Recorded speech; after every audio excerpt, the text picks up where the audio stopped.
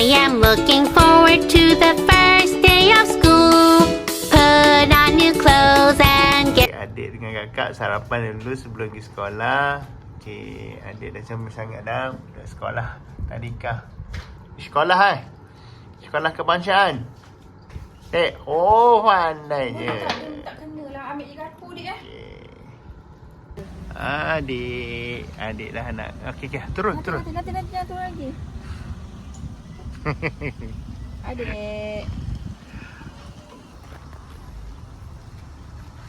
Adik. Jom.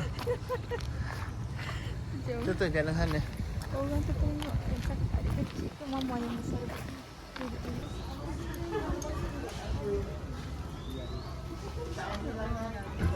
Sana. Adik.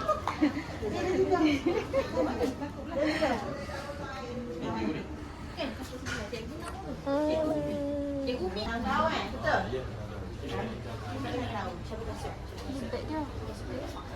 Okey, tak gantung.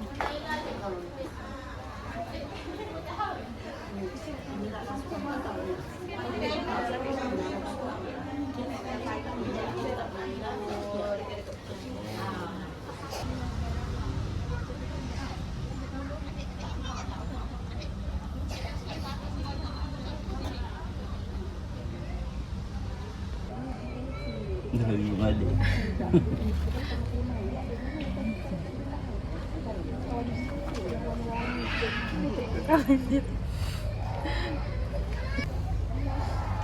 Betul dapat Tadika.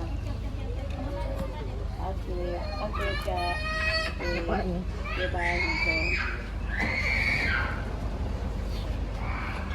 Ini kata nampak ya? Nampak di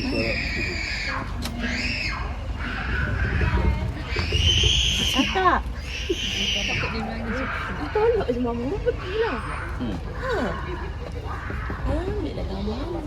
Ambil dah. Dia tak tahu. Dia tengok orang.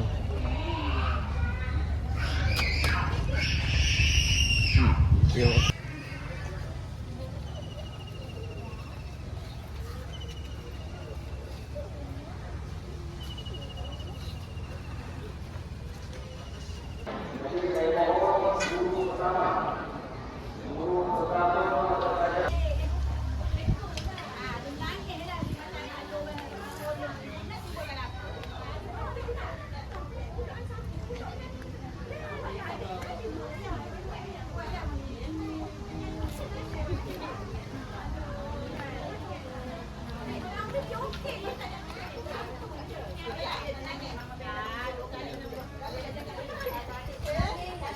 Adik.